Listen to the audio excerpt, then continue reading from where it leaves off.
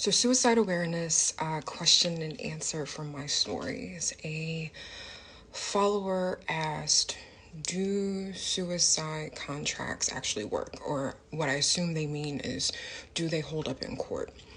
There is a plethora of literature review on the medical healthcare space, mental health space, as it relates to the legal world. I am a licensed mental health therapist. I am not an attorney, so I will not and cannot give legal advice. I do invite the attorney with who I contract to chime in the comment section if she happens to see this. Please read the caption below. I was taught many moons ago in various work settings, but also in grad school, that they do not uphold in court. Now, we know there's several court systems at play here. There's state court systems, state Supreme Court systems, and then there's federal systems and federal courts.